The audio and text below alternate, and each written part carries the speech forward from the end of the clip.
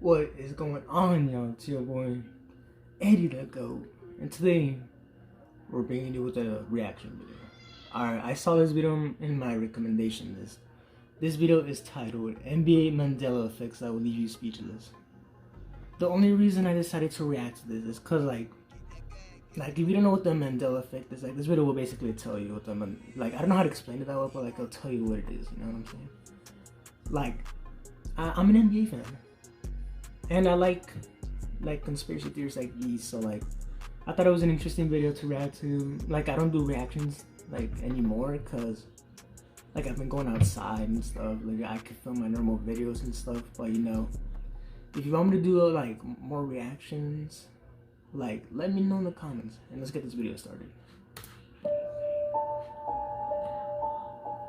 This video is by Costco If you Productions. clicked on this video, then you fall into one of two categories. Either you're familiar with what a Mandela effect is, or basically you don't. So let me explain to the people who have never even heard of this term before. It's basically when you confidently believe that a certain thing is 100% true, only to find out that it never happened at all. It just turned out to be a case of false memory. This whole phenomenon began when a large amount of people came out and swore that they remember former South African President Nelson Mandela dying while in prison in the 1980s. However, that wasn't true at all. He actually passed away in the year 2013, That's so many strange. completely shocked when they found out.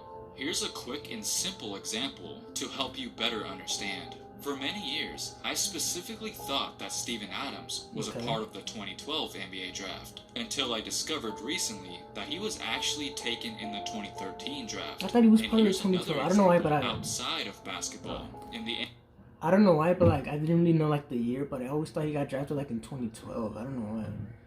Oh, there you go. That's an example right there.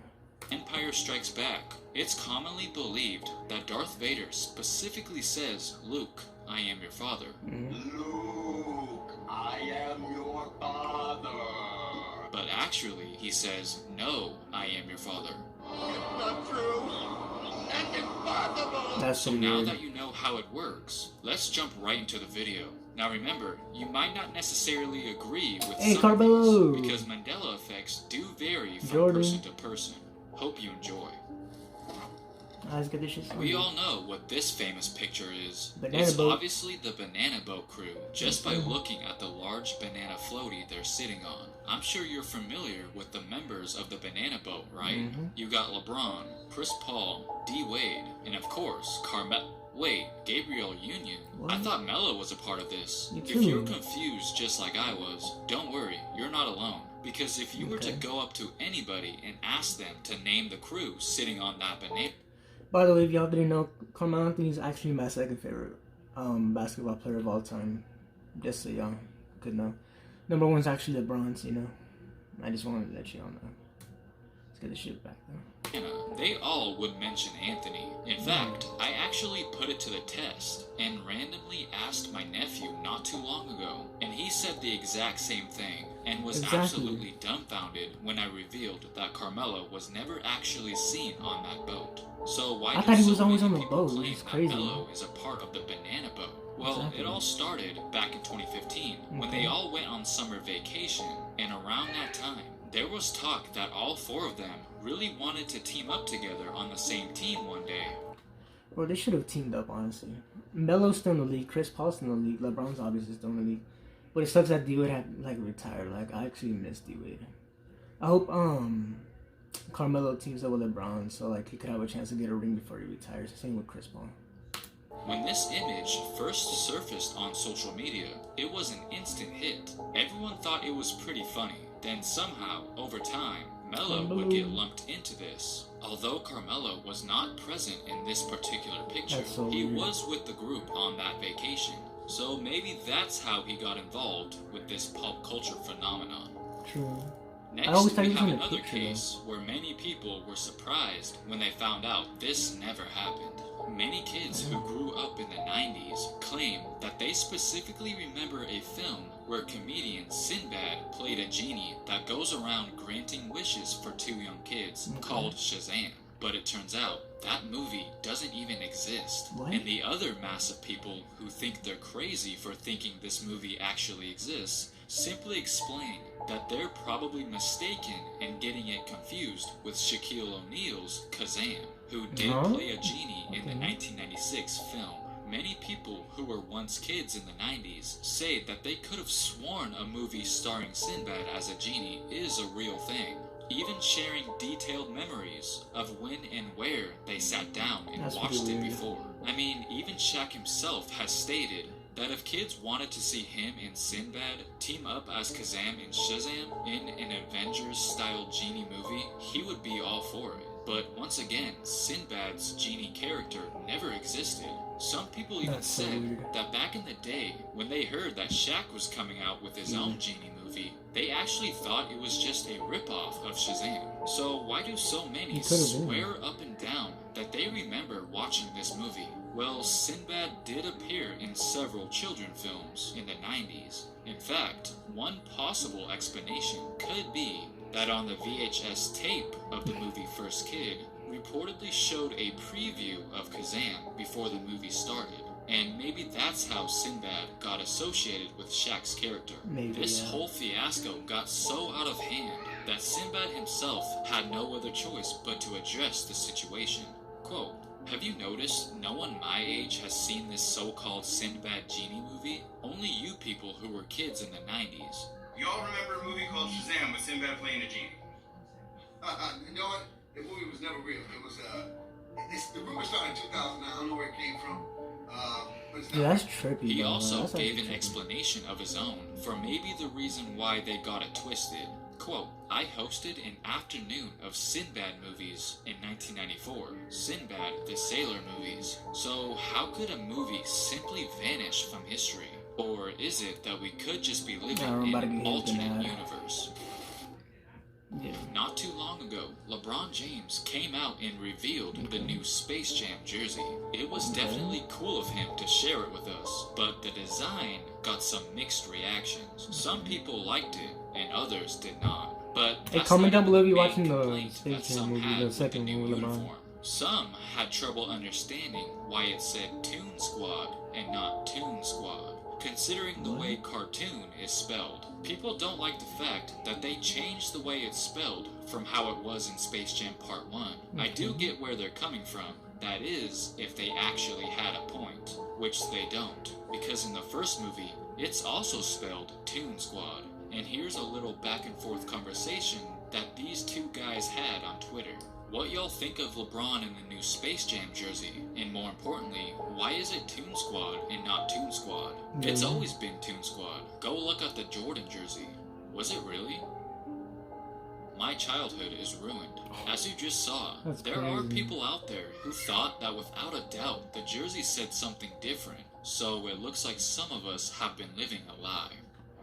When it comes to NBA history, it's always good to know your stuff, so you can impress your friends when the time comes to pass a trivia test with flying colors, to show that you're truly an historian of the game. So you better not fall victim to the Mandela effect, or you run the risk of looking stupid. There was this one time in particular, when I was with my friends in 7th grade, waiting for the bus to pick us up. And I overheard a conversation of them talking about the Lakers three-peat they had back in the early 2000s. And one kid confidently said that they won in 2001, 2002, and 2003. And for some reason, that really bothered me, because obviously the Lakers won the title in 2000, then 2001, and 2002. Now, I didn't say anything at the time. I just laughed at the fact that he clearly had his dates mixed up. I do regret not interrupting to correct him, but at the same time, I guess it is kinda easy to get it confused. And that was just one of many times I've heard someone say that. Which leads me to another Laker misunderstanding. We all know that the Pistons defeated the Lakers in 5 games in the 2004 NBA Finals. Not many people really expected that outcome. And another thing I hear a lot is that the Pistons ruined the Lakers' chances to complete a 4-peat, when obviously that wasn't the case. It looks like Paul Pierce had his own little Mandela effect on the same topic. I truly believe if they won that championship, you got to bring a team back to compete to see if they can do it again. And then think about it. That would have been a 4-peat. When the last time a championship team won it 4 times in a row? Not since the Boston Celtics. And of course, Rachel Nichols was eager to immediately correct him. Yeah, I mean, the Spurs won a title in the middle there, so it wouldn't be a 4-peat, but... The finals that took place right in the middle of the Lakers dynasty was the Spurs and Nets in I remember 2003. that. I've always called this the forgotten NBA Finals. No one ever really talks about it. I never heard anyone talk about this. this. It had a very special moment at the end. David Robinson officially retiring as a champion on Father's Day. Hey, that's his son. This moment ends the words, David. How do you put this moment? To finish my career, the NBA Finals, to win the championship, that's a plain moment. Yeah, that's what's up, bro. That's what's up, baby. Today is an incredible day for me. I'm just blessed.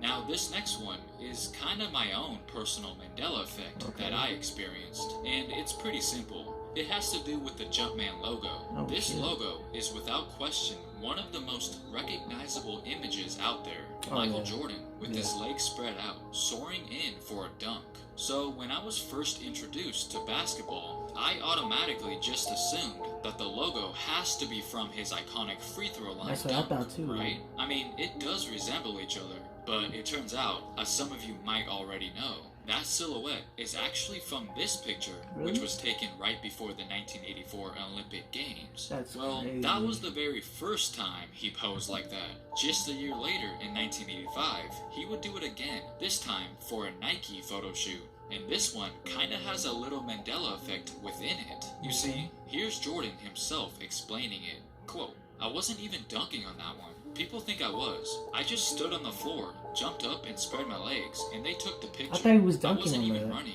Everyone thought I did that by running and taking off. Actually, it was a ballet move where I jumped up and spread my legs, and I was holding the ball in my left hand." Alright, Sean, my bad. It's because my sister came in my room saying I have to edit that shit out. Alright, let's get back to this shit though. So let me know if you also got the Jumpman logo confused with his free throw line dunk. I did. I I hope did. I'm I'm not not gonna the lie. only one. I did. Because that would be kinda embarrassing. That will, yeah. Okay, last one. And Okay. it's a Mandela effect for the sneakerheads out there, even though this could just be I'm not a more of sneakerhead, I'm gonna be honest with misconception. you. For decades upon decades, it's been said that the black and red Air Jordan 1s were the shoes that the NBA banned Jordan from wearing because it broke the NBA color rules, and they would fine him for every time he made an appearance with them on the court. But in actuality, it was the forgotten Air ships that were originally damn. banned from the I didn't even NBA, know not that. the Jordan 1s. Nike decided to go with it anyway and say that this is the banned shoe. In order to sell more shoes, they even made a commercial surrounding the lie, trying to make the Jordan 1s more intriguing, claiming that the NBA banned them. Basically saying, you better get your hands on these, just for their own personal gain. On September 15th, Nike created a revolutionary new basketball shoe. On October 18th, the NBA threw them out of the game. Damn, that's crazy. Fortunately, the NBA can't stop you from wearing them. That's true. Air Jordans from Nike.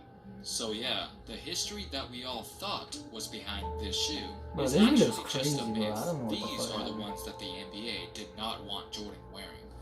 Alright guys, let me know of any Mandela effects that you've personally experienced. Alright, y'all, let's get into this video. I don't know. Oh my god, dude. Like, this video was crazy.